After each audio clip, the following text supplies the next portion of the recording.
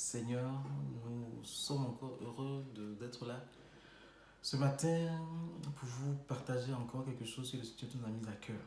Mais avant de continuer, je vais prier. Vous avez remarqué que je prie au début et puis je ne prie pas à la fin. Ce n'est pas un oubli. Voilà, on va prier au Seigneur. Père, nous bénissons ton nom et nous te rendons grâce parce que tu permets encore cette occasion. Merci de prendre toute la place. Merci de nous donner, Seigneur, au travers de cette exhortation, de te présenter. Et que l'objet du message soit compris, que cela puisse faire du bien à quelqu'un au nom de Jésus. Amen. Bon, aujourd'hui, je veux parler de quelque chose qui est censé être un élément essentiel dans la communauté chrétienne, la communion fraternelle. Nous sommes tous enfants de Dieu et la Bible dit que nous formons tous le corps de Christ. En 1 Corinthiens 12, versets 26 et 27, on dit « Si un membre souffre, tous les membres souffrent avec lui. Si un membre est honoré, tous les membres se réjouissent avec lui. Vous êtes le corps de Christ et vous êtes ses membres, chacun pour sa part. » Et quand je lis ce verset-là, je me pose une question. La question que je me pose aujourd'hui, est-ce que aujourd'hui cette affirmation de l'apôtre Paul est vraie? Est-ce qu'aujourd'hui, on peut dire que quand un membre du corps de Christ souffre, les autres membres aussi souffrent? Pouvons-nous parler de nos jours vraiment de communion fraternelle?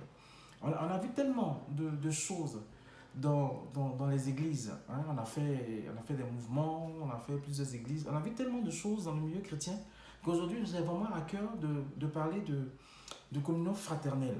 Je précise quand même que quand on parle de communion fraternelle, on parle d'une profonde unité de pensée, de sentiments et d'émotions.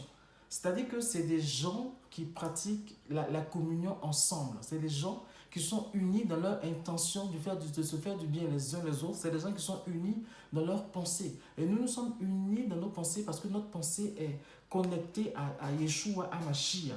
C'est des gens qui ont les mêmes sentiments. La Bible dit que nos sentiments sont en Christ. Et les sentiments qui sont en Christ, c'est des sentiments de bien-être envers mon prochain. C'est le sentiment d'aide. C'est le sentiment de supporter mon prochain, d'encourager mon prochain. Et est-ce qu'aujourd'hui, toutes ces choses-là nous animent, nous, en tant qu'enfants de Dieu? 1 Pierre 3, verset 8, 9 nous dit « Enfin, ayez tous les mêmes pensées et les mêmes sentiments. Soyez pleins d'amour fraternel, de compassion, de bienveillance. Ne rendez pas le mal pour le mal, ni insulte pour l'insulte. Bénissez au contraire. Vous le savez, c'est à cela que vous avez été appelés afin d'hériter de la bénédiction. » Dans une communion fraternelle, on partage les mêmes sentiments. On partage la même foi. On est en accord. Nos sentiments, notre foi et notre accord se trouvent en Christ dont nous sommes les membres. C'est ce que la Bible nous dit. C'est exprès comme ça que je lis quelques versets. Et puis après, pour ce thème-là, on va être pragmatique. On va lire encore un verset. Acte 2, 42. « Et il persévérait dans l'enseignement des apôtres, dans la communion fraternelle, dans la fraction du pain et dans les prières. » Acte 2, 46. « Chaque jour, avec persévérance, ils se retrouvaient d'un commun accord au temple et rompaient le pain dans les maisons et ils prenaient leur nourriture avec joie et simplicité de cœur. » On se rend compte que dans l'église, la première église, la communion fraternelle était un élément essentiel. C'était un pilier important dans cette première église-là. On reconnaissait les chrétiens entre autres parce qu'ils marchaient comme Christ, parce qu'ils marchaient comme Jésus. C'est pour cela d'ailleurs qu'on les a appelés la première fois chrétiens à Antioche, parce qu'ils manifestaient l'amour de Jésus, ils manifestaient l'amour de Christ, mais on les reconnaissait aussi parce qu'ils se supportaient, parce qu'ils s'encourageaient. Et les chrétiens étaient ensemble. On savait que telle communauté était des communautés de chrétiens parce qu'ils ne laissaient pas tomber un de leurs frères. Ils soutenaient un de leurs frères qui était dans le besoin. C'est ça qui était l'un des piliers aussi de la vie chrétienne. On comprend que les chrétiens passaient autant que possible du temps ensemble. On comprend que les chrétiens se donnaient des nouvelles autant que possible. Bon, c'est vrai qu'aujourd'hui, avec la vie qu'on mène là, on ne peut pas passer trop de temps ensemble. Chacun est occupé, mais il est important quand même qu'on se rappelle la pensée de la première église. Il fallait passer du temps ensemble, il fallait prendre des nouvelles les uns des autres. Il ne fallait pas être égoïste, il ne fallait pas s'isoler, il fallait s'approcher des frères.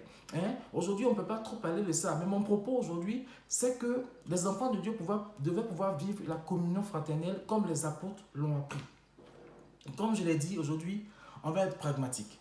On nous dit aujourd'hui, par exemple, que la communion fraternelle s'exerce qu'à l'église.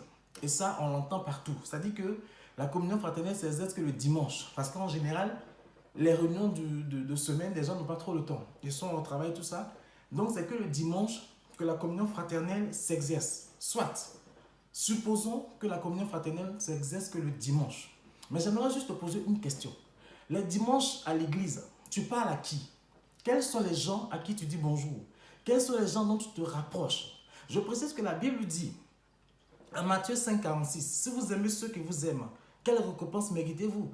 Les collecteurs d'impôts n'agissent-ils pas de même? C'est-à-dire que Jésus nous dit que les païens font pareil. Quand ils vont dans une réunion, quand ils vont dans un groupe, ils se rapprochent que des gens qu'ils connaissent. Ça, c'est normal. Mais toi, tu es enfant de Dieu. Qu'est-ce que tu fais d'extraordinaire quand le dimanche, tu te rapproches que des gens de ton clan? Qu'est-ce que tu fais d'extraordinaire? Est-ce que la personne qui vient dans ton église que tu appelles frère, est-ce que tu es un dimanche aller juste le saluer pour lui dire bonjour mon frère, comment tu vas? Est-ce que tu connais la personne qui s'assoit tout le temps à côté de toi? Qu'est-ce que tu fais d'extraordinaire le dimanche? À qui parles-tu?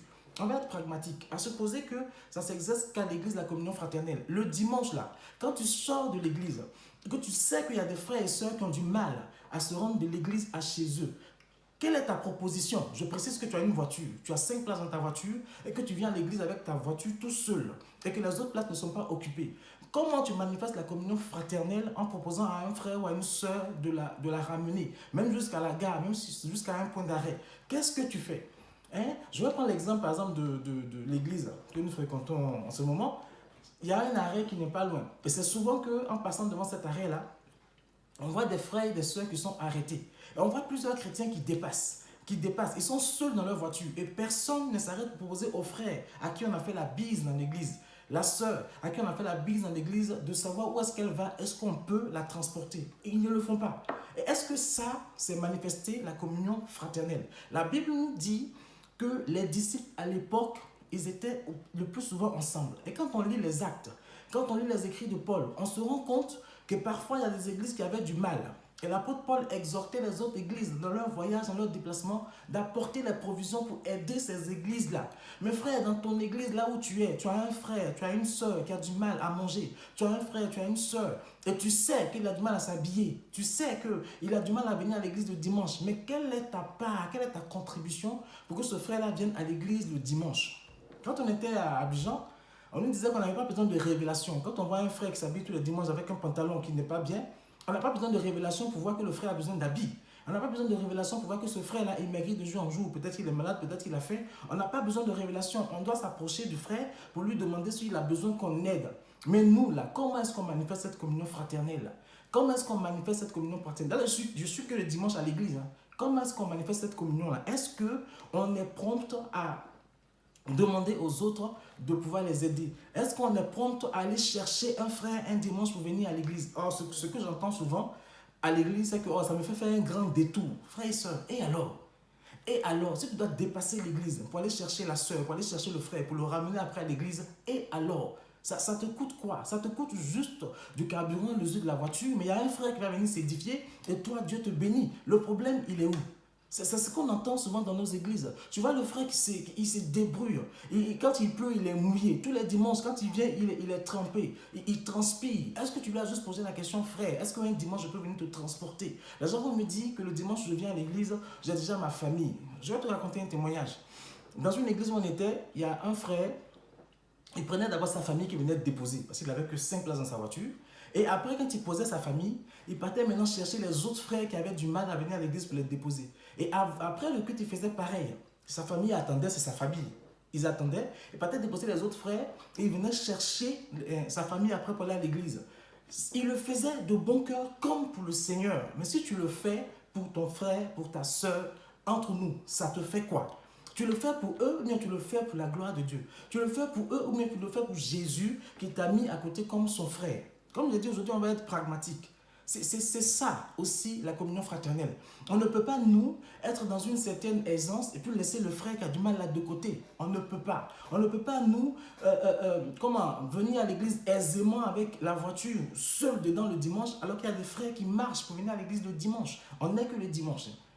Donc, mon exhortation, vraiment, c'est que celui qui écoute ce message-là puisse se poser la question de savoir jusqu'à quel niveau, quelle est ma hauteur, quelle est ma participation dans cette communauté chrétienne, dans cette communion fraternelle là. Comment est-ce que j'ai aidé mon frère? Comment est-ce que j'ai aidé ma soeur? Alléluia. Vraiment que Dieu nous aide. Que Dieu nous aide vraiment à exercer cette communion fraternelle. Hébreux 10, 24, 25 nous dit: veillons les uns sur les autres pour nous inciter à l'amour et à de belles œuvres.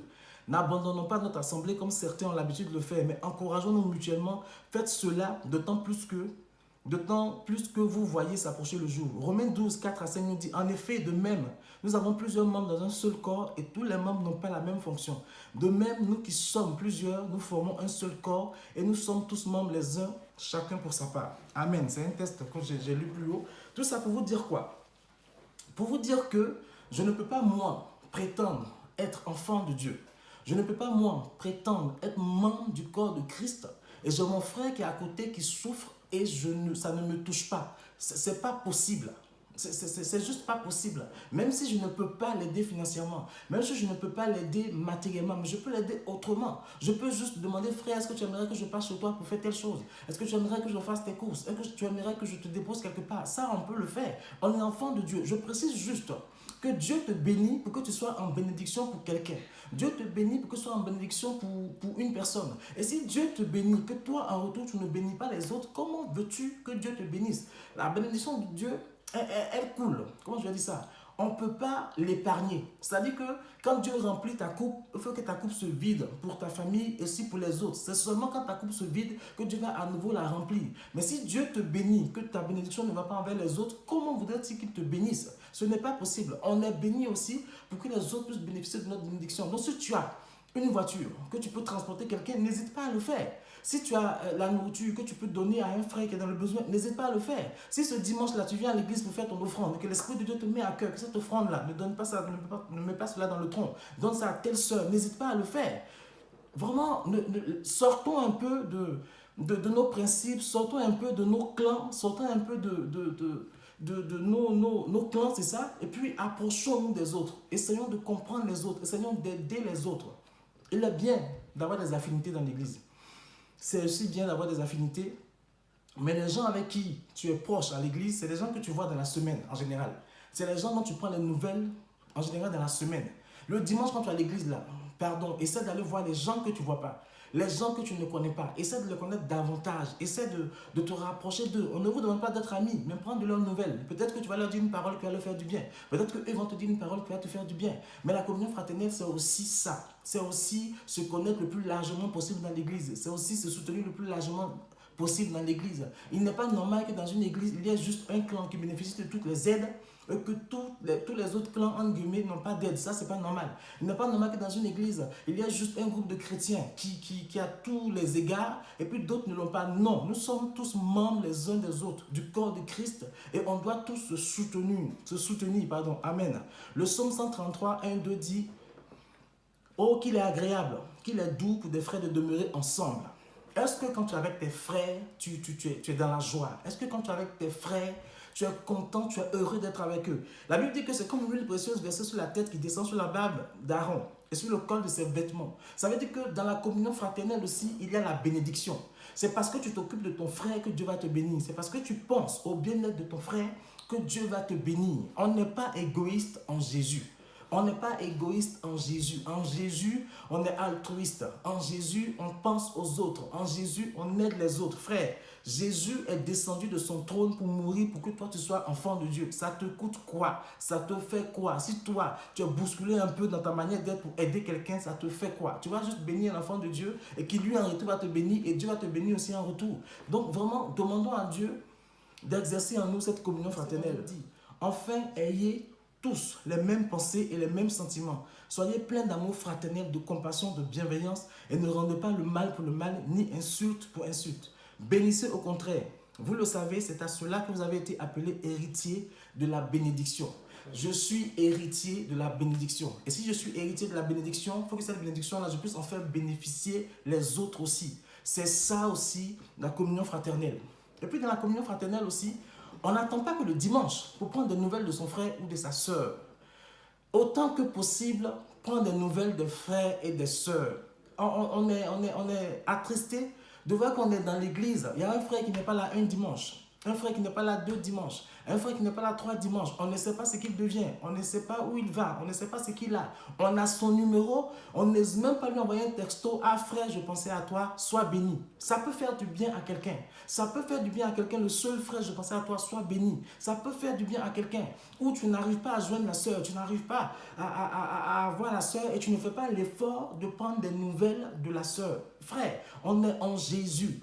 On est censé être une famille, on est censé être en unité d'esprit. On n'est pas censé être égoïste, on n'est pas censé être sur nous-mêmes. Le nombrilisme en Jésus, ça n'existe pas. Il faut penser aux autres, il faut aider les autres, il faut aller vers les autres. S'ils ont du mal à venir vers vous, allez vers eux. C'est ça la communion fraternelle. Frère, Jésus n'a pas attendu que les gens viennent vers lui. Jésus est allé vers ceux qui ont besoin de médecins. Jésus est allé vers ceux qui ont besoin de la parole. Il s'est déplacé, il s'est bougé. Bougeons-nous et soyons fraternels, soyons dans la communion, soyons dans l'unité. Amen. Il y a quelque chose aussi que j'aimerais préciser. La Bible dit en Psaume 101, verset 5, « Celui qui dénigre en secret son prochain, je le réduirai au silence. Celui qui a le regard hautain et un cœur orgueilleux, je ne le supporterai pas. » Amen. Frère, la communion fraternelle, ça exclut la médisance. La communion fraternelle, ça exclut les critiques. La communion fraternelle, ça exclut de parler en mal de son frère et de sa sœur. Si tu te réunis avec un frère, avec une sœur, et que votre sujet, c'est de parler mal des autres, c'est de médire sur les autres, ça, ce n'est pas la communion fraternelle. Dieu n'aime pas la médisance. Dieu n'aime pas la critique. Quand tu parles d'un frère, parle du frère en bien. Quand tu parles d'un frère, pose son problème pour que les autres frères et sœurs puissent prier pour ce frère ou pour cette sœur. Mais ne médis pas. Juste parce que tu n'aimes pas le frère. Dans la communion fraternelle, quand tu te rends compte que ton frère ou ta soeur a quelque chose contre toi, va voir ton frère, va voir ta soeur. La Bible dit, quand tu viens faire ton offrande et que tu te rends compte que ton frère ou ta soeur a quelque chose contre toi, pose là ton offrande. La Bible ne dit pas que tu as tort, hein? La Bible dit que tu as même raison. C'est ton frère qui a quelque chose contre toi. Mais pose là ton offrande, va voir ton frère. Essaie de te réconcilier avec lui et viens donner ton offrande. Si tu fais cette démarche-là, que lui ne veut pas, que ta soeur ne veut pas, tu auras fait ce que Dieu t'a demandé. Mais toi, fais cette démarche-là. C'est-à-dire que la rancœur dans la Bible, pour le chrétien, ce n'est pas normal. Tu as peut-être du mal à pardonner. Tu as peut-être du mal à accepter les remarques qu'on te fait. Tu as peut-être même du mal à accepter les consignes qu'on te donne. Frère et soeur, tu as un problème. Va voir Jésus et pose-lui le problème. La communion fraternelle, c'est l'amour les uns pour les autres. La communion fraternelle, c'est se supporter les uns les autres. La communion fraternelle, c'est s'encourager les uns les autres. La Bible dit que l'amour couvre une multitude de fautes. Si ton frère t'a fait du mal, est-ce que tu l'aimes assez pour couvrir la faute, pour couvrir le mal qu'il t'a fait? Est-ce que tu es prêt à ce que ton frère, quand il te demande pardon, tu lui pardonnes? En entendant le chrétien dire, moi là, ce qu'il m'a fait là, je ne pardonnerai jamais. Imagine que Dieu dit ça des péchés que tu commets. Tu deviens quoi? Soyons vraiment des enfants qui nous laissons remplis de l'amour de Dieu, que l'amour de Dieu coule en nous et que nous aussi en retour nous donnons de cet amour-là. Vraiment, j'ai tenu à être pragmatique sur la communion fraternelle là, parce que lire beaucoup de versets c'est bien, mais être pragmatique aussi c'est bien. Donc si un frère te vient à l'esprit, prends de ses nouvelles. Si un frère te dit de le déposer, frère, si tu peux, il faut le déposer, c'est pas grave. Si vous êtes en couple, que vous avez 2 voitures, que vous pouvez venir avec les 2 voitures le dimanche à l'église, pouvoir transporter les frères et les sœurs qui ne peuvent pas venir, c'est pas grave, Dieu te bénira.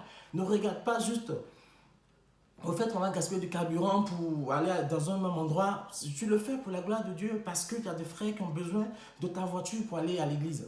Vraiment, je tenais à partager ce message-là sur la communion fraternelle pour que nous comprenions que c'est aussi ça notre essence. C'est aussi ça notre marque. C'est aussi par ça qu'on voit que nous sommes enfants de Dieu. Mais si nous restons, même dans l'église, que entre nous qui nous connaissons, on ne fait rien d'extraordinaire. Si on ne s'approche que des gens qu'on connaît, on ne fait rien d'extraordinaire. Mais si un dimanche, on fait l'effort d'aller saluer quelqu'un qu'on ne connaît pas, là, on fait quelque chose d'extraordinaire. Mon épouse et moi, on a pris cette habitude-là dans l'église qu'on fréquente. Une fois qu'on a salué tous ceux qu'on ne connaît pas, c'est-à-dire que quand l'église finit, là, on voit des gens qu'on connaît, on va voir des gens qui pour nous sont nouveaux, on va les saluer, on prend de leurs nouvelles, et puis après on va saluer des gens qu'on connaît, parce qu'on sait que de toute façon, eux, si on ne les voit pas ce dimanche, on a leur numéro, on pourra les appeler, on pourra prendre des nouvelles. Mais il y a quelqu'un qui vient, qui se sent seul, qui est isolé dans son coin, personne ne va vers lui. C'est vers cette personne-là qu'il faut aller. Peut-être que Dieu l'a amené ici, parce que toi, tu auras une parole pour lui. Donc, Et essayons vraiment de laisser l'Esprit de Dieu nous conduire aussi dans la communion fraternelle. Que vraiment le nom de Dieu soit béni et que ce message puisse faire du bien à quelqu'un, que ça puisse nous renforcer dans notre communion fraternelle et que nous sachions que dans l'église, on n'est pas seul et que mon frère qui est à côté de moi, ma soeur qui est à côté de moi, nous sommes ensemble membres du corps de Christ. Soyez bénis et puis on se voit la prochaine fois pour la prochaine vidéo. Restez bénis.